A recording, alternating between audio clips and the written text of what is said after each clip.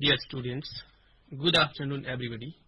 Hope all of you continued your study in lockdown time. Let us now study a lesson for class 9. It's a poem, A Legend of the Northland by Bob Carey. Bob Carey was a 19th century American poetess who was born on 4th September 1822, who published many poems with her elder sister Alice Carey. She died on 31st July 1871. This is in a nutshell about the poetess. A Legend of the Northland is a ballad. A ballad is a type of poem narrating short story in short stanzas. Here we see 4 lines in each stanza and total 16 numbers of stanzas in this poem. Ballads are the part of folk culture, popular culture, and are passed on orally from one generation to the next. It is a traditional story commonly known to the people of Northland locality, narrated in poetic form here.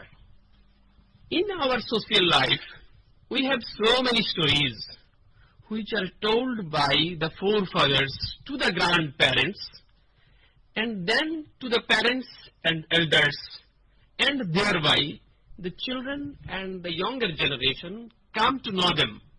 In the same way, this poem narrates the legend of a woman who angered Saint Peter because of her greed, misery, and selfishness.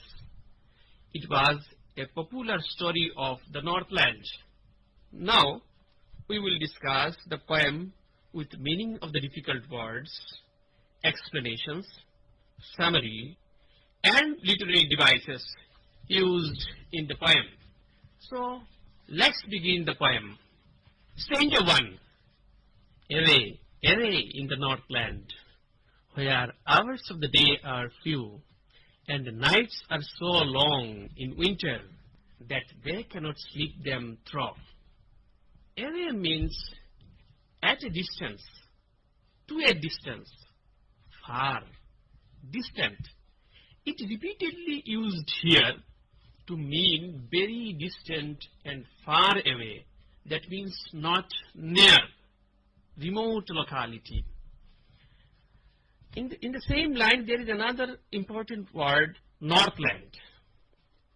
It's actually a region near North Pole where we see the countries like Alaska, Greenland, other part of Russia and Canada, Norway, etc. It's not specified, no fixed particular area mentioned here. Anyway, Northland refers to the northernmost part of the world's surface where daytime is very short, but nights are very long in the winter season. Winter, we know, a season of the year.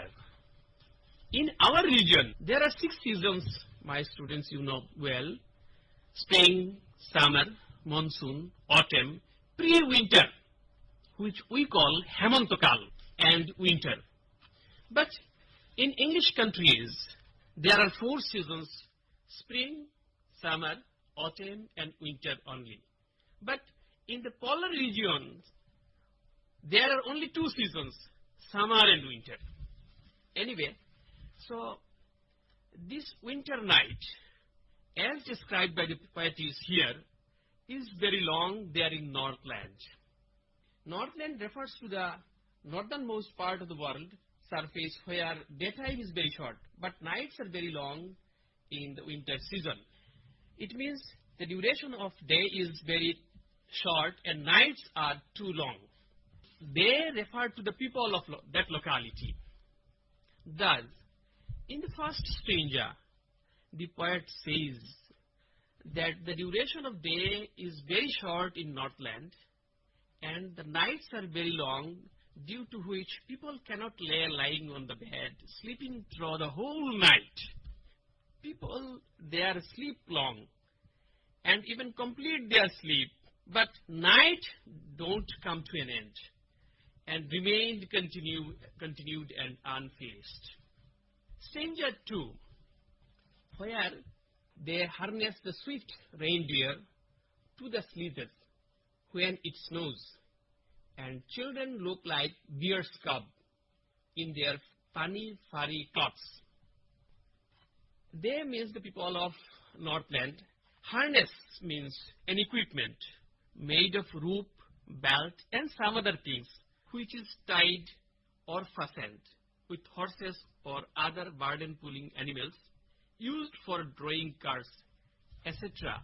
But here, the word harness is used as verb. That means to tie or fasten or to strap. Swift means quick. Reindeer, a large kind of deer of cold climate, used for drawing sleighs. Sleighs means a cart used on the snowy surface or Iceland for carrying anything. Sleighs ghari. Funny means amusing. Furry means covered with fur. Poshome dhaka. Fur means soft, thick hair on animal skin like sheep, cat, rabbits, etc. Furry clothes means warm clothes weared in the winter season to get saved from cold. It makes children funny like that of bear cubs. So, we know from the second stanza that people of the Northland tie or fasten the quick reindeer with the sleeves when snow falls, and the children in their furry, funny clothes look like the bear's cub in the winter season. This was about the first two stanza. Next, stanza 3. They tell them a curious story. I don't believe this true, and yet you may learn the lesson if I tell the tale to you. The people told this popular and strange story. Curious means strange, which the poetess herself didn't believe as true.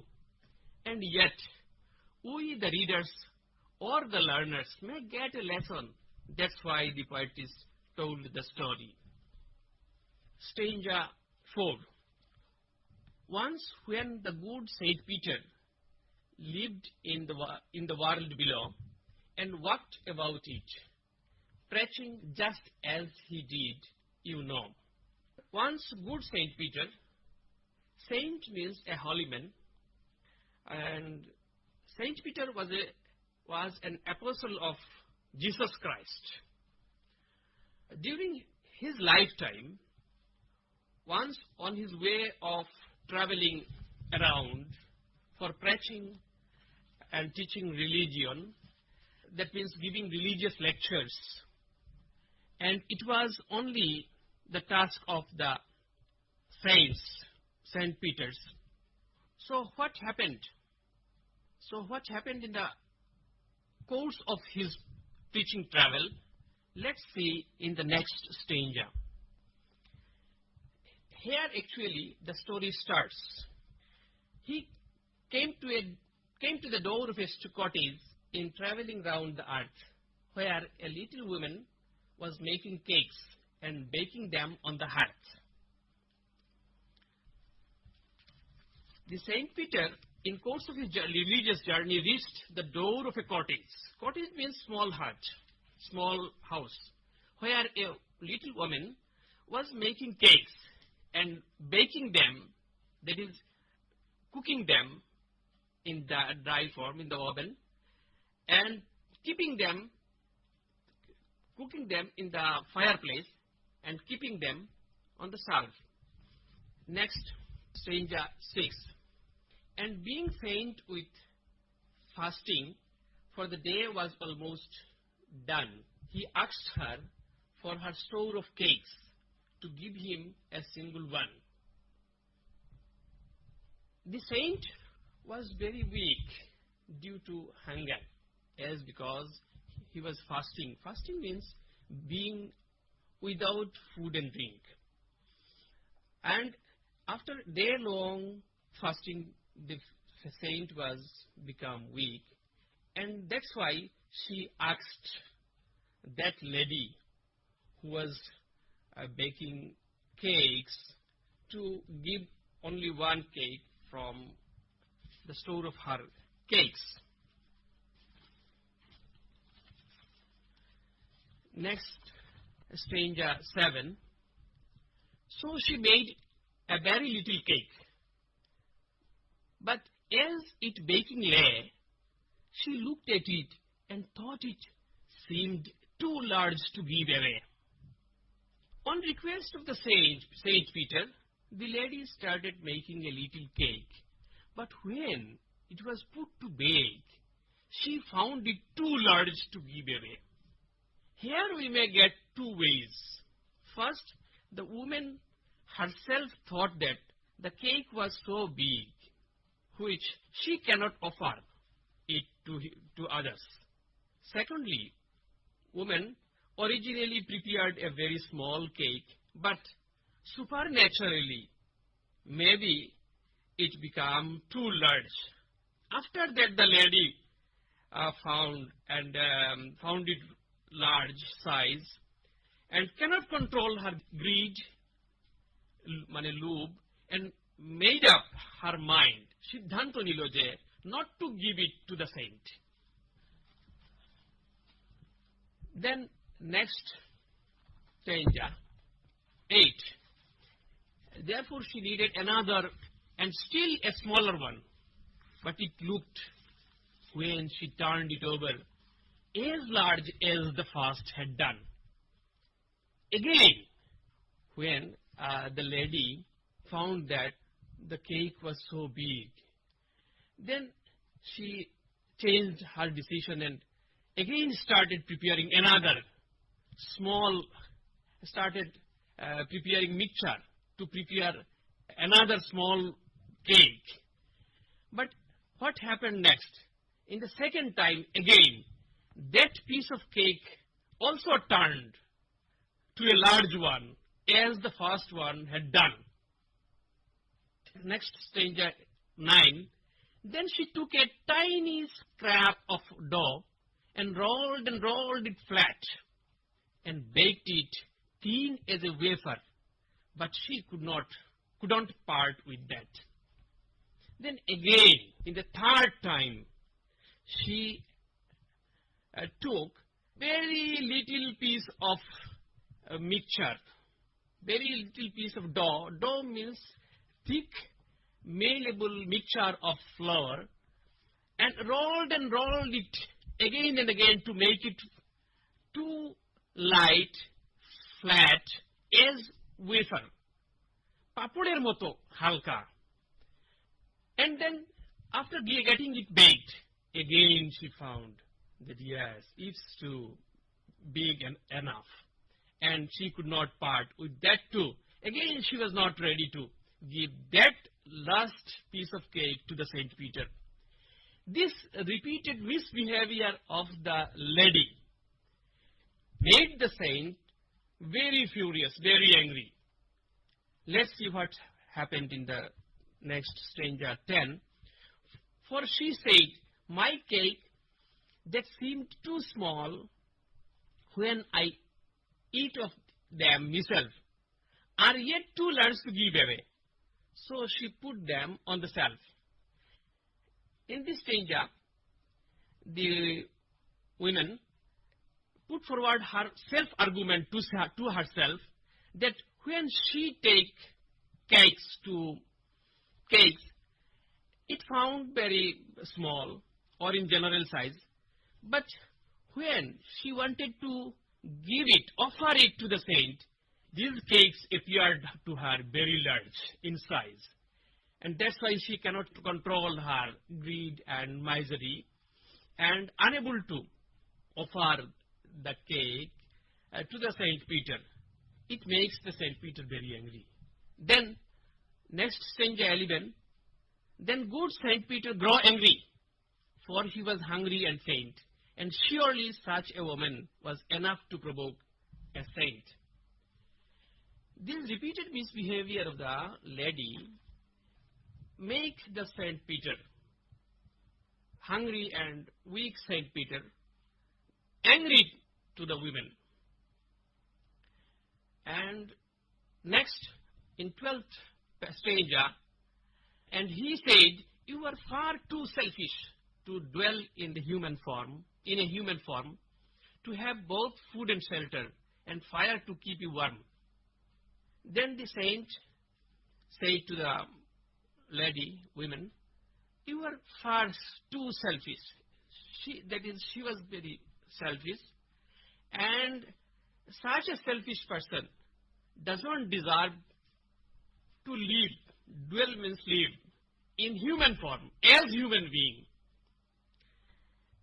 We, the human being, have got food, shelter, fire, food and shelter for living, and fire to maintain our body temperature. All these are natural things.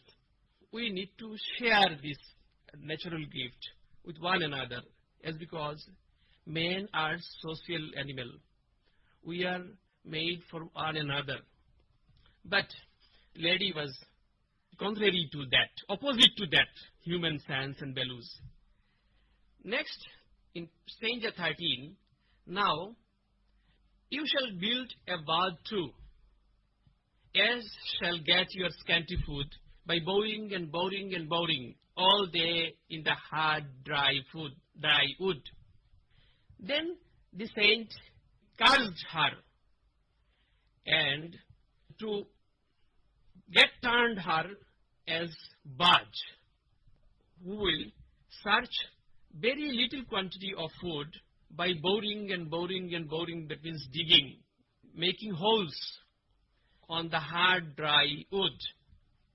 Next stanza 14, "Then up she went through a chimney, never speaking a word, and out of the top flew a woodpecker, for she was changed to a bird."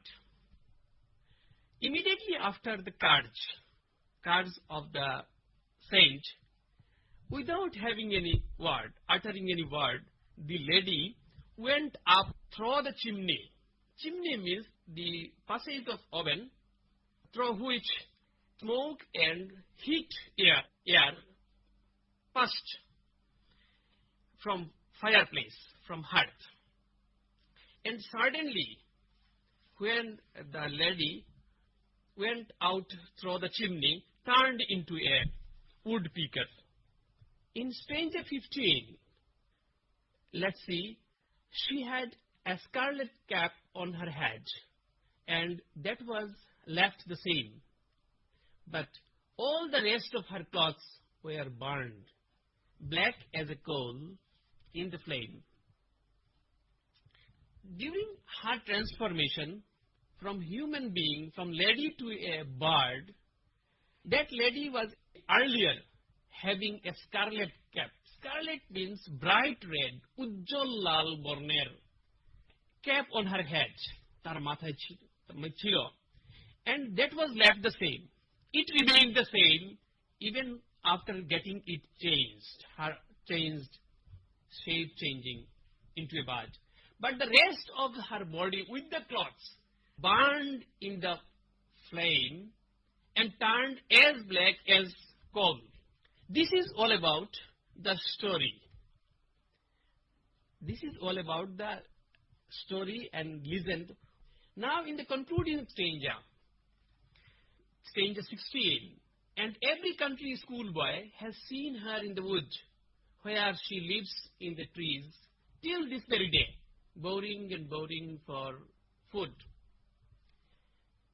And right from that, country means rural area, where there are adequate forestry, that is trees in the environment. So in every rural area where there are forests, where there are trees and bushes, গাছপালা যেখানে আছে, the children and all this and the school children, everyone see that bird woodpecker, and who always remain boring and boring, hard, dry wood in search of her food, scanty food. This is the story and background before the origin and life and existence of woodpecker bird as per the myth and traditional oral story of the Northland. Now, let us see some literary devices used in the poem by the poet. First of all, the rhyme scheme. The poet, if we see stanza 15, rhyme means similarity of sounds of ending words or birds line. Let's see an example. If we see stanza 15, in the first line the last word is had. So had, if we take it A, then second word same is B, then burned is had and burned. There is similarity. So it is again A, and flame is as same as B, again B. So had A, same B, turned A, and flame again B. So rhyme scheme is A, B, A, B. If we have a careful look to the rhyme scheme, we shall get maximum stanzas are A, B and C, B. Let's see stanza 13. Last word is do, it is A, food is B, boring is C, and again wood is B. So here A, B and C, B. So A, B and C, B rhyme scheme almost all the in all the stanzas. Next literary device, we see the similes. Simile means comparison of things. Comparison of things. Here we get, that is, children are compared. Comparison of things using the word like or as. Here we see in stanza 2, in the third line, children are compared. Children look like bear's cub. Here, children are compared. It is a simile. It's a simile. Likewise, the cloths, burned cloths, are as compared with coal. It is another example of simile. And again, another example on stanza 9, there is cakes are, thin cakes are compared with wafer. So we see there are use of similes are also there. Next literary device, we see alliteration. Alliteration means repetition of two or more consonant sounds in nearby words. In stanza 1, suppose in stanza 1, line 4, there are words like that, they, them, though. Here, though sound repeated 4th time. This is, and if we search the entire poem, we shall get so many such repetition of alliteration, repetition of sounds. Next comes repetition. Uses of same words to stress the meaning. If we see the very first line starting, away, away, repetition of two words, rolled and rolled, boring and boring and boring. These are repetitions, just to stress the meaning. And next comes anaphora. Anaphora means starting of two or more lines with the same words. If we see in stanza 12, the second and third line starts with the same word too. This literary technique is known, device is known as anaphora. Next comes enjambment. It is continuity of two lines without any punctuation mark. Let us clear this literary device with an example. If we see the whole poem, even the very first stanza, the third line. At the end of third line, there is no punctuative mark, no comma, semicolon, or hyphen, or anything. Without having anything, the again second line start. This type of literary device is called enjambment. That means here, sentence doesn't complete. Two lines consist of single sentence. If we see the entire poem, we shall get repeatedly, almost in every stages, there are some examples of enjambment. This is, in a nutshell, my students, about this A Legend of the Northland. So we studied the poem with the meaning of difficult words, explanations, and uses of literary devices, etc. I think it's clear to all of you. With that, we conclude the class. Thanks for listening.